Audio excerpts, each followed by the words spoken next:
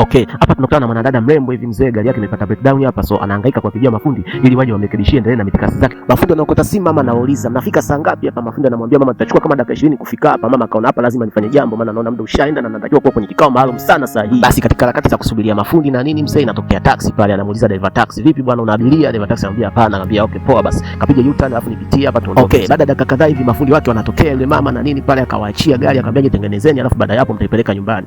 Basi mwanamama akazama kwenye taxi akaondoka zake mzee. Okay, wakati safari ikiendelea mwanangu, mamba anamcheki mtoto, anaona mbona mtoto mkali, anatumia simu kali nini na madhahabu kwenye mikono na kwenye shingo na nini, akaona huyu mtoto akishua huyu, akaanza kuchombeza mzee. Mama vipi, nakuona mbona huko sawa? Mtoto wa kike akamwambia bwana, mimi niko fresh tu, endesha gari tuondoke, mimi nishachelewa. Mama akaona hapana bwana, akaanza kumchombeza mama, akaanza kujinadi, akamwambia mama, sikia, mimi nafanya taxi driver hii, lakini pia mimi nafanya hookup, yani najiuza. Mama akamwambia nasemaje?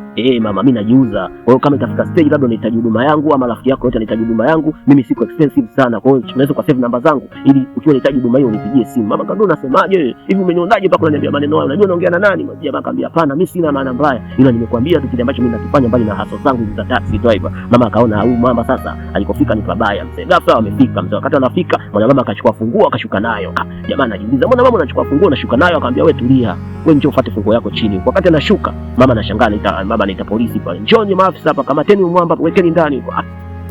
Okay, kumbe mwanadada bwana ni askari, lakini sio tu askari, na babake pia ni askari mwenye cheo cha juu sana. Mwanadada anafika pale, mzee, babake anamuuliza, siamini kama mpaka sasa hivi uko hapa. Mwanadada anamwambia bwana, baba nimepata nani, gari yangu imepata breakdown. Anamwambia hapana, breakdown hiyo hii kwenye jeshi la polisi si hatujui mambo ya excuses. Kwa hiyo hamna masuala excuse kwenye jeshi la polisi. Ukitakiwa ufike sehemu saa 4 inabidi ujiandae kuanzia saa 3 ili ufike on time. Haya mambo haya hayatakiwi kwenye jeshi la polisi, usirudie tena bwana. Basi bwana, mwamba yupo nyuma ya nondo bwana, ukishatukwa selo hapo, kilichobaki analialia tu, masela nitieni yule baba, basi mimi niombe msamaha. Masela akamwambia tulia, mafisa akamwambia tulia hapo, tumikie hicho nisichokuwa nakitaka, umeshakipata mwanangu, wewe tulia hapo mpaka mwenyewe atakaposema kwamba unatoka ndio utatoka mwanangu. Mwamba nitieni madam, lakini jamaa wasikii wala nini, wanasubiri oda kutoka kwa madam kwamba nini kiendelee kuhusu jamaa. Okay, jamaa hajarudi nyumbani siku hiyo, siku nzima. Sasa hapa tunamwona mdogo wake anahangaika kumpigia simu kaka yake bila mafanikio yoyote. Simu inaita tu mpaka mwisho, simu inaita mpaka mwisho bila kupokelewa mwanangu. Maana wakoti wala nini, kwa sababu tayari koseo na simu iko na madam. Mara ghafla simu ikaanza ikawa inakatwa.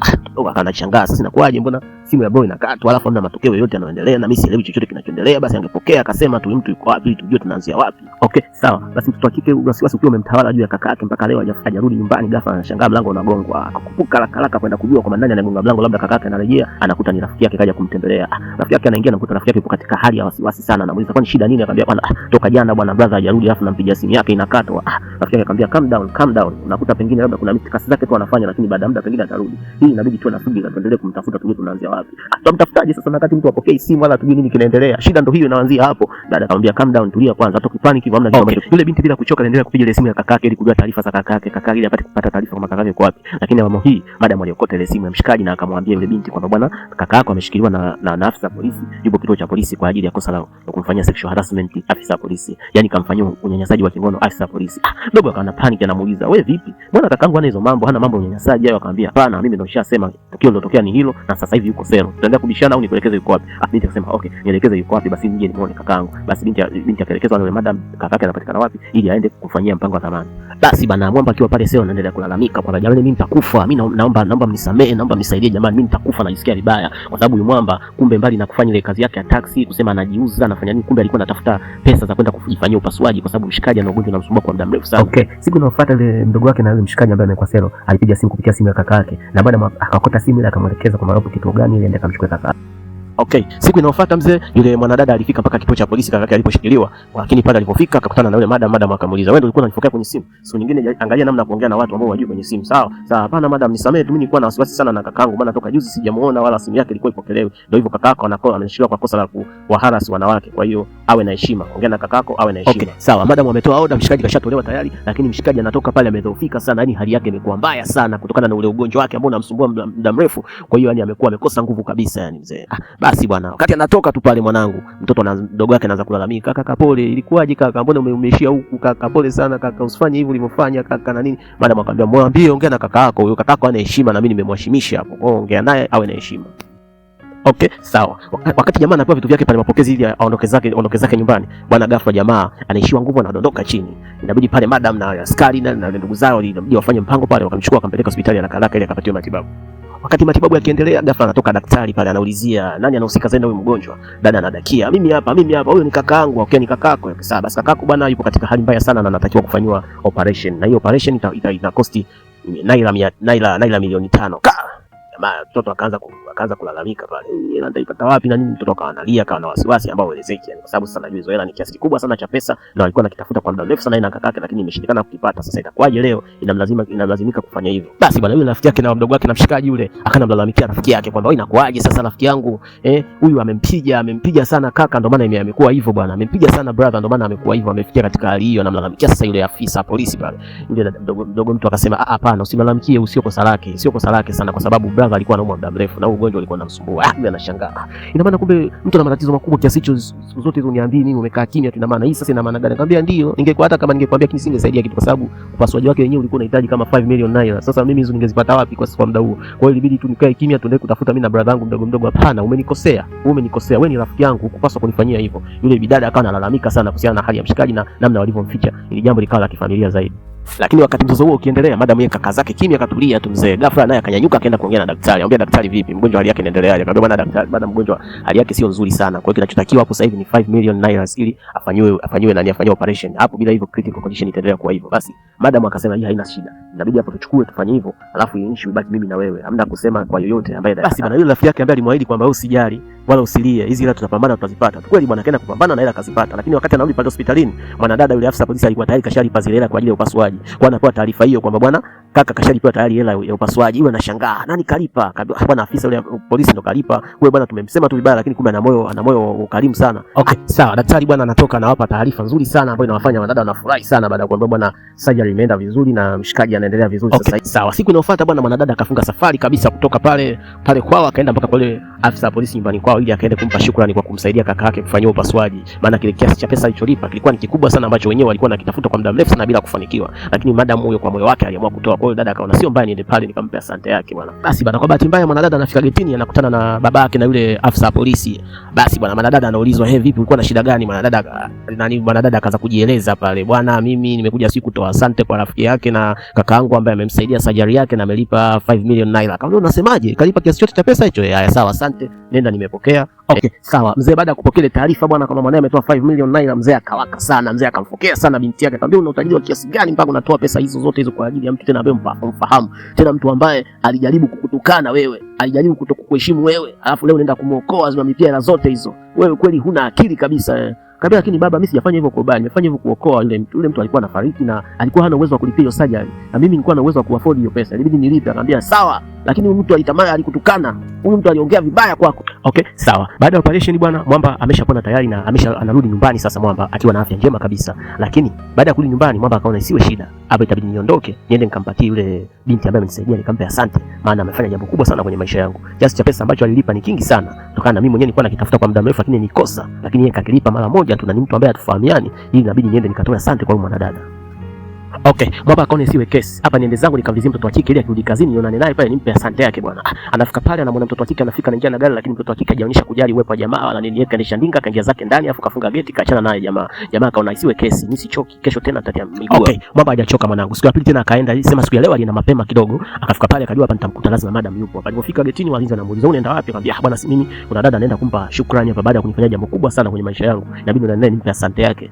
Walinzi wakamzuia, akamwambia unaenda wapi bwana? Sisi hatuna appointment na wewe ya kupokea mgeni yoyote. Una appointment na madam? Akamwambia mimi sina appointment na madam. Basi tulia hapo, huwezi kuingia ndani hivi bila appointment. Ghafla anatokea mlinzi wa kike ambaye ni yule mlinzi wa karibu kabisa na madam. Anaambia vipi, mbona naona kama kuna varangati hapo? Walinzi wakamwambia bwana huyu anataka kuonana na madam. Ana shida gani? Anasema ana shida na madam. Okay sawa, mwacheni basi. Jamaa akaruhusiwa akaingia zake ndani kwenda kuonana na madam. Okay sawa. Madam akiwa ametulia zake hivi mwanangu ana hili wala ile anashangaa. Ghafla mlinzi wake anakuja na mshikaji watu wameongozana. Madam anamuuliza mlinzi wake imekwaje tena? Anambia bwana mshikaji huyu hapa amekuja hapa alikuwa anataka kuonana na wewe. Madam anamuuliza mshikaji wewe vipi, una shida gani na mimi? Mshikaji akamwambia sina shida yoyote bali mimi nitaka nikupe shukrani kwa kile ulichokifanya. Anakuambia haikuwa na haja hiyo. Kabla hajamaliza anashangaa vingola vya askari nje huko vinalia. Hapo babake ndo akawa anarudi kutoka kazini mwanangu. Madam ikabidi sasa afanye mpango mmoja hapa, amchukue mshikaji amfiche chumbani kwake tena chooni ili babake asije akamuona, maana babake akimuona itakuwa sola kufa mtu mzee. Kabidi amfikize jamaa akamweka chooni kwa akamficha ili babake asije akamuona. Okay, baada muda kidogo mshikaji akatoka chooni akamwambia madam mimi nataka niondoke. Madam akamwambia subiri, nataka uende wapi? Mimi nataka niondoke zangu nyumbani. Madam akamwambia subiri, unataka urudi tena selo? Mshikaji akashangaa, "Nini tena Selo, mimi nataka niondoke zangu nyumbani." Akaambia, "Wewe ulifikiri nyumba hii ya kukanyaga, ya kutembea na kuingia na kutoka kadri unavyotaka wewe? Hapana, hapa umekanyaga. Kaa pale utulie. Tutafute namna wewe kuondoka. Basi unaondoka tukienyejeje kama unavyofikiria wewe. Hapa kaa pale." Basi bwana Mwamba akajikuta anaingia tena Selo, lakini Selo ya mwenyewe anakaa chumbani kwa ile mtoto wa kike kwa sababu akitoka nje na kuwa so. Kwa lazima atafute namna ya kumchomoa mshikaji mle ndani kwenye ile jumba. Basi bwana jamaa akajikuta kashinda pale mzee kutwa nzima mpaka inafika usiku. Basi inafika usiku anastuka anamwambia madam, "Vipi? Mimi naweza nikaondoka sasa hivi. Mbona usiku mwingi sasa hivi?" Madam akamwambia, "Hapana, huwezi kuondoka hapa. Wewe hujui mazingira ya hapa nyumbani kwamba kuna walinzi kila sehemu. Na wewe ukitoka hapa ina maana itaonekana hapa itaonekana mimi kuna jambo tulikuwa tunafanya huko ndani sasa hivi usiku. Kwa hiyo tulia hapa mpaka tupate namna ya kuondoka hapa. Kocha kufanya hapo, lala kwenye kiti pale utulie. Kesho Mungu akipenda utaondoka zako." Mshikaji akashangaa. Na sasa mbona ni mateso tena? Hivi kosa langu mimi nikuja kukupa wewe asante ama kosa langu nini? Akamwambia, "Sio kosa lako hilo. Kosa lako ni kuingia hapa ndani kwa sababu unajua kabisa kwamba hapa kuna ulinzi mkali sana. Na nadhani wewe hujajua shida yake ni nini hapa. Shida ni kwamba ni hiyo, ukiingia hapa si kiovyo tutatoka kwa sababu mzee wangu mimi namjua mwenyewe na maswali mengi sana kuhusiana na hii nyumba." Okay, sawa. Asubuhi imefika bwana, mwanadada anajiandaa ndoke zake kwenye mihangaiko. Mshikaji anamuuliza, "Kwa sasa tunaondoka wote?" Mshikaji akaambia, "Wewe tulia. Wewe huwezi hapa kuondoka. Itabidi leo ushinde pia hapa kwa sababu nje uko bado ulinzi upo na mzee bado hajaondoka. Kwa hiyo wewe leo huwezi kuondoka pia hapa. Itabidi ushinde hapa nyumbani mpaka tutakapopata namna ya kukutoa wewe huko ndani." Mshikaji akahoji, "Yes, inakuwaje? Kwa sababu mimi nina dawa zangu zile natumia." Akamwambia, "Hapana. Wewe nipe address, mimi nitaenda kuchukua dawa zako nitakuletea hapo utatumia." Jamaa akamwambia, "Sasa hii mbona inakuwa sasa hivi sio?" Akamwambia, "Hamna cha kusema sio. Hii hapa ni kwamba utoki kwa sababu umeingia mwenyewe hapa ndani bila kujua mazingira hapa ndani yakoje. Kwa hiyo itabidi utulie hapa. Mimi nitaenda kuchukua dawa zako nitakuletea utaendelea kutumia ukiwa hapa." Okay, sawa. Mwanadada alipata address na moja kwa moja akatoka akaenda kwa yule binti kule nyumbani kwa mshikaji kule kwenda kufuata dawa za mshikaji kwa sababu Mwamba baada ya kufanya operation alikuwa anaendelea kutumia dawa zake zile, bado alikuwa hajakaa sawa vizuri. Basi anafika pale mzee yule mwanadada yule na rafiki yake wakiwa wanaendelea kupiga story. Bwana anasikia mlango unagongwa, kufungua na mkuta dada yule polisi ndo anafika. Anashangaa, "Huyu tena kaja kufanya nini huku? Inakuaje, mbona uko hapa tena?" Akamwambia, "Mimi nimekuja hapa kuchukua dawa za kakako." Anashangaa, "Kumbe kakaangu naye wewe? Maana sisi tulikuwa tunajiuliza toka jana hapa hajarudi." Akasema, "Yule yupo mikono salama, wala usiwe na wasiwasi. Wewe nipe dawa zake niondoke zangu." Akapewa dawa, mwanadada akaondoka ili ampelekee mshikaji aendelee kutumia dawa akiwa pale pale nyumbani kwa sababu yupo kizuizini na kutoka pale hawezi kwa sababu ya usalama ambapo kwenye nyumba yao yule binti. Basi bwana mwanadada anarejea pale nyumbani akiwa na dawa zake za yule mshikaji ambaye ameenda kuzichukua kule amletea hapa endelee kutumia akiwa hapa nyumbani. Maana kutoka ishakuwa kutoka imekuwa ngumu kutokana na mazingira ya nyumba yao jinsi ilivyo. Lakini anarudi pale mwanangu anamkuta anakuta harufu pale ndani haieleweki. Sababu tena sisi wanaume baba kafika pale tayari anaanza kutumia choo cha watu na nini. Sasa yule mwanamke ameingia amerudi pale anakuta harufu haieleweki, anataka kumgomeza jamaa, "Umetumia choo changu. Kwa nini utumie choo changu? Kwa nini utumie choo changu? Kwa nini unatumia choo changu bila ruhusa yangu? Kwanza kwa nini unatumia bathroom yangu?" Nini kaanza kummaiti mshikaji. Mshikaji akamwambia, "Sasa mimi ningefanyaje na umenifungia huko ndani na mimi sina mazingira yote ya kufanya." Akamwambia, "Hukupaswa kufanya hicho ulichokifanya, alafu hujasafisha. Ingia usafishe." Kamchukua mshikaji kamkandamiza ndani. "Ingia usafishe." Unajua tena maaskari tena wababe na nini. Basi mshikaji akawa mnyonge ni kwa sababu yuko kwa watu, alafu pia kimwangalia mtoto wa kike ni askari, itabidi asukumizwe ndani kule afanye usafi kule choo mwanangu. Okay, sawa. Siku inayofuata mwanangu asubuhi mtoto wa kike akawa anakula chabo dirishani anamcheki mdingi wake jinsi anavyoondoka mzee. Ile mdingi wake anaondoka toka amwambia mshikaji, njoo sasa haraka hapa nikuelekeze namna ya kutoka hapa ndani uondoke zako mzee." Ile jamaa anasogea mbele wanafika wanakutana na askari. Askari huyu jamaa anataka kukimbia anamwambia, "Tulia." Anatoa saluti pale kwa madam askari na sifa zake endelea na mishe zake mwanangu. Mwamba anafanikiwa kutoroshwa pale ndani baada ya mshua wake na yule dada kuondoka kwenda zake kazini mwanangu. Basi bwana mshikaji kafanikiwa kusepa pale ndani, lakini madam katika kuangalia pale ndani kwake bwana anagundua kwamba mshikaji kumbe kaacha saa yake na simu yake pale ndani.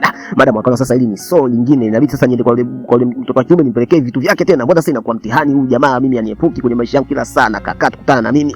Hii sasa ishakuwa issue nyingine, inabidi nimpelekee vitu vyake. Okay, sawa. Basi bwana Mwamba naye amefika nyumbani kule anatafuta simu yake. Anakumbuka kwamba kumbe vile vitu vyote nimeviacha kule ndani. Sasa itakuwaje kama nimeenda tu mara moja kutoa shukrani na mimi kule nikakaa takriban siku 2 au 3 bila kutoka kwa namna kulivyokuwa na ulinzi mkali. Sasa itakuwaje sasa hivi nimeacha vitu vyangu nitavifuata vipi? Basi mimi na give up bwana, hivi na kausha bwana. Sawa bwana. Siku inayofuata bwana mtoto wake kabla hajaenda kazini kaamua apitishe ile mizigo ya mshikaji, apitishe simu yake na saa yake ambayo alivisahau pale jamaa. Wakati mtoto wake alipofika pale akamwambia, "Bwana mimi nimekuletea vitu vyako ulivyosahau." Jamaa akashukuru, "Asante sana madam, mimi nashukuru sana kwa hiki ulichokifanya. Asante sana bwana." Akamwambia, "Okay, haina shida. Mimi na wenzangu kazini." Jamaa akamwambia, "Sasa unawaje kazini? Si umeshafika hapa mpaka nyumbani? Basi hata kidogo, karibu kae hata kidogo." Madam akamwambia, "Hapana. Mimi nimechelewa sasa hivi naomba niende kazini." Mshikaji akamwambia, "Basi sawa, haina shida. Kama utanipa namba yako ya simu nitafurahi zaidi. Nitajisikia vizuri zaidi kama utaniachia namba yako ya simu." Mtoto wake akamwangalia jamaa machoni nini akatabasamu. Yaani kwa mara ya kwanza anamuonyesha mshikaji tabasamu yani. Mshikaji naye akafurahi akaona yes, huu ni mwanzo mzuri. Jamaa akachukua namba, akasema namba, mtoto wake huyo kaia zake. Okay, sawa.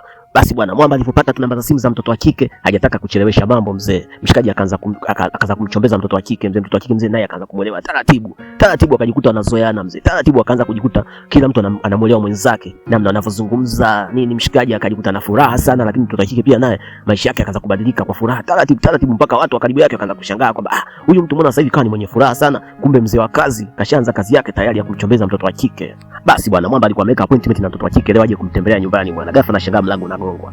Kufungua mlango anakutana na yule mtoto wa kike ambaye ni rafiki yake na mdogo wake. Mdogo wake akabadilika sura ghafla. Mshikaji yule mtoto wa kike akamuuliza, "Vipi? Mbona ghafla umebadilika?" Mshikaji akamwambia, "Mimi sijategemea kukuona kwa sababu nilitegemea kwamba namfungulia girlfriend wangu bwana, ndo na appointment naye kuja hapa leo." Yule akashangaa, "Una girlfriend mpya?" Akamwambia, "Yeah, na girlfriend mpya na leo ameniambia ananitembelea." Kwa hiyo nilifungua mlango moja kwa moja nilikuwa najua ni wewe. Akasema akashangaa sana yule mtoto wa kike. Na hapa ndo tunagundua kwamba kumbe yule mtoto wa kike bwana alikuwa anamuelewa mshikaji toka kitambo sana. Yani sema mtoto wa kike hajawahi kumwambia mshikaji, wala mshikaji hana hisia naye kwa sababu hajamwambia chochote. Issue ndo kama hiyo hapo mzee. Na mshikaji tayari kashazama tayari kwenye penzi la mtu mwingine kabisa. Okay, sawa. Yule mtoto wa kike bwana, yule rafiki yake na mdogo wake na mshikaji, kumbe alikuwa anamuelewa sana mshikaji kitambo sana, ni muda mrefu sana anampenda jamaa, lakini hajawahi kumwambia hilo jambo. Kwa hiyo baada ya yule dada kuona ile hali inavyoendelea pale, ule wivu wake na nini, akaanza kujiuliza, "Kwani mimi sijamwambia huyu mshikaji kama mimi nampenda? Haya anaendelea pia ananiumiza." Tunaonyeshwa bwana, kumbe mtoto wa kike alishawahi kulala mpaka na mwanaume mwingine ili tu amsaidie pesa za matibabu mshikaji wakati kipindi kile yuko hospitalini. Dada ndo anakumbuka sasa, kumbe ndo maana siku ile huyu mtoto wa kike alilipa ile matibabu ya huyu mwamba, kumbe ni kwa sababu alikuwa anampenda. Basi mtoto wa kike alichukia kinoma, akaona kabisa kwamba yeye kajisi hana bahati kabisa yani. Akachukia sana ni kwamba mimi sina bahati kabisa yani. Nimefanya kila kitu kwa ajili ya kuokoa maisha ya huyu mtu, alafu leo hii namuona na mtu mwingine. Hii imeniuma sana yani. Alishalala na mtu mwingine, mwanaume mwingine kabisa, ili lazima apate pesa kwa ajili ya kumuokoa mshikaji kwenye yale maradhi alikuwa anasumbua kitambo kile. Basi bana, watu washazama kwenye mapenzi tayari mwanangu. Sasa mpaka taratibu mabadiliko yakaanza kuonekana pale nyumbani. Mzee mtoto wa kike siku ile ametoka na mshikaji, amechelewa sana kurudi nyumbani. Ila anarudi kukutana na mzee wake. Mzee wake anamuuliza, "Wewe vipi?" Kamsalimia afu kaondoka zake, nikaendelea na mitikasi zake. Mzee wake akaona hapa hii sio kawaida, hii hapa lazima kuna jambo linaendelea. Basi akamuita msaidizi wake pale, "Askari njoo hapa." Akamuita akamwambia, "Bwana sikiliza, mimi nataka umfuatilie mtoto kila hatua yake anayopiga, kila kitu anachokifanya, mimi nataka unipe ripoti. Anafanya kitu gani, nini kinaendelea? Track simu zake, fanya kila kitu. Tujue kwamba huyu nini kinaendelea sasa hivi kinachomzuzua, maana namuona anachelewa kurudi nyumbani, alafu hamiliki kitu. Yani akija yuko busy na mambo yake tu, kama nione mimi babake. Lazima kuna mchizi hapa kamshika masikio huyu, labda namsumbua. Sasa naomba mfuatilie alafu utanipa ripoti zake." "Sawa." Bwana afande akaitika, "Sawa mkuu, haina shida. Basi mimi nitafanya hivyo." "Okay, sawa." Akamwacha kaenda shule. Sawa, mwamba sasa kaanza kufurahia penzi jipya mwanangu, na mafanikio yameanza kuonekana. Maana mshikaji kafanywa mpango na mtoto wa kike na kapata kazi. Sasa hapa anaingia hapa mwanangu na furaha, namwambia mdogo wake, "Bwana tumeshauaga umaskini rafiki yangu, mimi nimepata kazi nyingine mbali na taxi." Akamwambia, "Okay, vizuri sana." Kamcongratulate kakake pale na nini wamekaa, lakini yule rafiki yake na yule binti akaonekana sura yake kama ina huzuni fulani, kwa sababu yeye anampenda mshikaji, lakini mshikaji anaonekana kashazama kwa mtu mwingine tayari, na yeye alipo hakumwambia hiyo toka awali kwamba anampenda. Basi bana, mzee akiwa amekaa zake sebleni pale anaangalia saa tu, mtoto wa kike mpaka saizi mbona hajarudi huyu, mbona mpaka saizi hajarudi, kuna nini anafanya mtoto wa kike mpaka saizi harudi huku nyumbani? Mzee anaangalia saa tu, anapiga mahesabu yake, akajua kabisa mtoto tayari kashaanza tabia zake ambazo zieleweki. Huku mtoto wa kike na mwamba, yani penzi limenoga ile mbaya, mtoto anachelewa kwa mshikaji, anakaa mpaka usiku ndo anarudi nyumbani kwao. Sasa mzee hizi itikadi hajazipenda kabisa, kwa sababu anaelewa kabisa mtu ambaye ana date naye wala hana future yoyote ya maisha wala niko. Mzee alikuwa anamtakia mtoto wake ampate mtu ambaye anaendana na hali yake, na yeye mtoto wa kike tayari kashapenda na ambiwi kitu. Mzee akaona hapa lazima nifanye jambo. Okay, sawa bwana. Siku inayofuata mtoto wa kike akiwa anajiandaa kwenda kuelekea zake kazini asubuhi, ghafla anakuja babake mzee na barua mkononi, namwambia, "Bwana sikiliza, nimekuhamisha rasmi kituo cha kazi kutoka hapa kwenda sehemu nyingine mbali kabisa na hapa, na kuanzia hapo sasa hivi utakikuwa na simu, utakikuwa na chochote, acha simu, acha kila kitu hapo, wewe utaenda wewe kama wewe, kila kitu utakikuta huko." "Sawa sawa." Na kama unavyojua, kama ilivyokuwa kawaida kwa maskari, wao ni order na kutii amri, hakuna cha kusema nini wala nini. Mtu hakika apiga saluti pale, kakubali mzee wake alichosema, basi kaendelea na maelekezo aliyopewa na mzee wake. Kwa kaacha simu, kaacha kila kitu, kaondoka zake. Okay, sawa. Basi bwana mwamba anashangaa ghafla mawasiliano na yule binti yamekatika, yani namba yake ya simu haipatikani kabisa. Yani kama tunavyoelewa kwamba mtoto wa kike kaacha kila kitu, kaacha simu na kila kitu pale, kama na babake, "Bwana hapo unatoka wewe kama wewe na kila kitu takikutoka huko." Kwa hiyo mwana mama yule kaacha mawasiliano yake pale, kila kitu. Kwa hiyo mwamba anapiga simu, anaona shangaa simu haipatikani. Mwamba siku ya kwanza ilipopita, siku ya pili akaona hata haiwezekani, mimi namuibukia huko kwa mtoto wa kike, sindetee uchizi kabisa, mimi naibuka huko. Sasa ghafla anatoka pale kuelekea huko kumfuata yule, kuangalia kwamba nini kinaendelea huko kwa huyu binti ambaye hapatikani. Anakutana na mdogo wake mlangoni, "Kaka vipi, unaenda wapi?" Akamwambia, "Bwana mimi yule wifi yako mpaka sasa hivi hapatikani, unajua. Toka jana mimi namtafuta na nini simpati." Yule mtoto wake akamwambia, "Sasa uko unaenda kumtafutia wapi?" Mimi nenda kwao huko. Akamwambia, "Wewe unataka kuwekwa selo tena? Wewe ujihurumii. Unaenda kuwekwa selo tena kakangu. Naomba usiende." Akamwambia, "Hapana, mimi naenda huko, nitajua huko cha kufanya bwana. Mimi naenda kumtafuta, siwezi kuvumilia hapa hii hali, siwezi hapa." Ndo zake mshikaji. Basi bwana mwamba akatoka akaenda mpaka kule maeneo ya mitaani kwa yule mtoto wa kike mzee pale nyumbani kwao, akaenda pale kujizungusha pale nje kwao na nini, kwa kufikiria kwamba labda mtoto wa kike anaweza kamaona au anaweza kamaona pale maeneo ya kwao mzee, lakini wapi, hajambulia chochote mzee. Kaangalia akaona hapa bwana safi tu, bwana niondoke zangu nirudi zangu tu mzee. Huyo mshikaji akaamua zake kungoa, kwa sababu kashaona kabisa hamna hata dalili moja hapa ya kufanya hivyo ya kumuona mtoto wa kike mzee. Yeye karudi zake nyumbani, sasa kashaona kabisa hapa kashafeli. Okay, sawa. Hapa tunamwona madam kashamishwa kituo cha kazi na babake. Na babake kafanya hivi maksudi ili kumtoa tu yule dada mbali na apeleke mbali kwa mshikaji ili wasiendelee kuwasiliana na mahusiano yasiendelee, ili mwanadada ajaribu kumsahau jamaa. Waje. Hapa tunamwona mtoto wa kike mzee anachukua kuna tizi huko kituo kipya tayari, kashatoka eneo ambalo amezoea la kazi. Na hii ni figisu tukafanya babake ili kuepusha mshikaji na mahusiano yasiendelee. Okay, sawa. Mwamba akiwa kwenye dimbwi zito la mawazo kumfikiria mpenzi wake ambaye amekosa mawasiliano naye ghafla, hapatikani na kwa ameenda pia hampati. Basi rafiki yake na yule mdogo wake akamwambia bwana, chakula kiko tayari. Mshikaji akamwambia hapana, chakula gani tena? Mimi sina hamu hata ya kula leo. Mtu hakika akamwambia kwani shida iko wapi? Mbona nakuona kama una mawazo toka jana na nini ueleweki? Mshikaji akamwambia bwana, girlfriend wangu nilikutambulisha juzi amepotea tu ghafla, hapatikani kwenye simu yake toka jana. Yeye akamwambia sasa, yani unakuwa na mawazo, unakosa raha kwa sababu ya mtu ambaye ni guest tu kwenye maisha yako, yani amekuja juzi tu, ni stranger, hajulikani, Wewe unapata mawazo kwa mtu kama huyo, mtu ambaye shakuweka polisi nini. Yule akaniambia okay sawa, kanika polisi lakini yule ameniponya. Alilipa pesa ya surgery kwa ajili ya kufanywa mimi matibabu. Unakumbuka hilo? Nakumbuka. Na hata mimi pia nitaka kufanya hivyo. Na nifanye hivyo kwa sababu nakupenda, lakini nilikuwa nishachelewa tayari. Wewe ulikuwa ushachukua maamuzi tayari. Na yule alikuwa alishalipia tayari. Akamwambia ndio, lakini mara ghafla yule mtoto wa kike akamsogelea mshikaji na kutaka kumbusu. Mshikaji akamwambia hapana, hicho unachokifanya sio sawa, kwa sababu nilishakwambia tayari kwamba mimi nakuchukulia kama mdogo wangu. Kwa hiyo sina hisia zozote za kimapenzi dhidi yako. Kwa hiyo naomba tuheshimiane kama kawaida. Mtoto wa kike akawa analalamika sana, bwana mimi nakupenda, kwa nini unanifanyia hivyo? Mshikaji akamwambia mimi sina hisia na wewe, tayari nimeshampenda mtu mwingine. Basi bwana, baada ya ukimya siku kadhaa bila mawasiliano na mpenzi wake, mwanadada aliamua kufunga safari moja kwa moja mpaka nyumbani kwa mshikaji ili aende akamueleze nini kilimkuta na kwa nini yeye hapatikani. Bwana anafika pale, anapokelewa vizuri sana na mdogo wake na mshikaji. Karibu sana bwana, sisi tulikubisi sana, mbona unapatikani? Hatukupati hewani wala nyumbani, ulikuwa hauji, ulikuwa na shida gani? Akaambia bwana, kuna matatizo tu ya kifamilia kidogo yametokea, ndio maana nimeamua leo nije niwaambie nini kimetokea. Lakini wakati wanaelekea kule ndani bwana, wanamkuta mshikaji katika mapozi matata sana akiwa na yule mwanadada pale kwenye kiti wamekaa. Dada akiwa amemkumbatia jamaa na anambusu pale kwa nguvu. Ile dada anafungua mlango anaingia, anakutana na ile tukio. Aisee, alikuwa disappointed sana. Mwanadada hajaongea chochote, akageuka tu akaondoka zake. Yani akaumia sana yule mwanadada, akajua kwamba kumbe mshikaji tayari kashamsahau. Yani ndani ya siku kadhaa tu kutonipata kwenye simu tayari kashanisahau. Hii ni mbaya sana. Kwa akakasirika akaondoka zake. Okay, sawa bwana. Mwamba akaanza kumkimbiza mtoto wa kike na kumwomba radhi bwana. Sio mimi nilikuwa nafanya hivyo bwana. Yule yeye ndo kanikisi mimi, nikamwambia amekukisi. Amekukisi mtu umesogeleana umetulia vile useme amekukisi. Ina maana kumbe siku moja tu niondoka hapa, siku mbili tumeshanisahau kila kitu. Lakini mimi sijakusahau nada. Huyu mtu ndo alikuwa analazimisha yeye na yeye ndo anasema mimi ananipenda. Lakini mimi simpendi bila kupenda. Akamwambia hapana, niachie niondoke zangu bwana. Mtoto wa kike kawaka kinoma. Anataka kusepa zake nyumbani na akaondoka, atumia nguvu kaondoka zake pale. Mwamba kama amebaki tusamedua. Basi bwana, Mwamba akamkimbiza mtoto wa kike mpaka kwao kule mzee. Maana mtoto wa kike kutoka pale ya kwanza ilikuwa kwao. Although kwao alikuwa hajafika kwa sababu anajulikana kulikuwa kashaondoka tayari, hayupo kashahamishwa. Kila alipofika kaingia kinyele, kaingia mpaka ndani kwa mzee katulia. Mshikaji anafika getini anauliza, "Wewe vipi, unataka nini?" "Mimi nataka niongee na Nada. Naomba nitie Nada niongee naye." Akaambiwa, "Wewe, Nada hawezi kuja hapa. Kwanza Nada hayupo kashahamishwa tayari hapa. Nada yupo ndani, mimi nimemuona hapa kaingia ndani huko, kaingia ndani kwao." Basi mshikaji akanazuiana naye pale mzee, jamaa kanishakala ngati. "Mimi naomba bwana niongee na Nada. Kwani wewe ni afisa polisi wa kulinda raia au ni afisa polisi wa kuzuia watu kufanya mambo niachie bwana." Jamaa analeta vurugu pale bwana. Afisa akamwambia, "Bwana hapa wengi." Wakati zogo likiendelea mwanangu, mzee mzima anatoka ndani sasa. Yaani baba yake na Nada, yaani baba yake na ule afisa polisi ndo anatoka kutoka ndani, anasikia ule mzozo bwana. Basi bwana mzee baada ya kusikia ile varangati akawaamuru wale maafisa polisi kwamba bwana mwachieni mpumbavu aje hapa nizungumze naye. Jamaa bwanangu akaruhusiwa akaingia akapelekwa mpaka kwa mzee. Pafika kwa mzee anaulizwa, "Wewe vipi, una shida gani? Mbona unathubutu kuleta vurugu kwenye nyumba ya afisa wa polisi? Una shida gani sana kwangu? Unataka nini kwenye eneo langu?" Jamaa akamwambia, "Bwana mzee, zamani mimi nilikuwa na kosa nimemfanyia mwanao na nahitaji kumuelezea kwa sababu sivyo hivyo alivyofikiria. Kwanza mwanangu nani kakwambia yuko hapa? Wewe mwanangu nani kakwambia yuko hapa? Mimi nimemhamisha mwanangu kwa sababu ya wewe mpumbavu mmoja. Nimemtoa hapa nimpeleke eneo lingine la kazi. Alafu bado unaendelea kumfuatafuata na unakuja mpaka nyumbani kwangu kusema yuko hapa." "Ndio mzee, Nada yuko hapa, yuko ndani. Naomba niitie tu niongee naye, nimuelezee hicho anachofikiria haikuwa hivyo. Wala mimi sina nia mbaya ya kumuumiza yeye." "Yaani wewe nimemtoa mwanangu hapa kwa ajili yako na bado unamfuatafuata? Tena unasubutu kuja. Wewe unajiamini nini sana wewe? Mpaka unakuja mpaka kwa afisa polisi, kuleta fujo kwa ajili ya mwanangu. Wewe unajielewa wewe?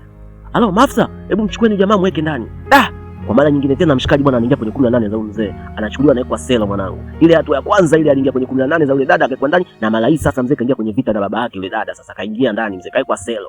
Jamaa anachukuliwa pale anaekwa ndani bwana.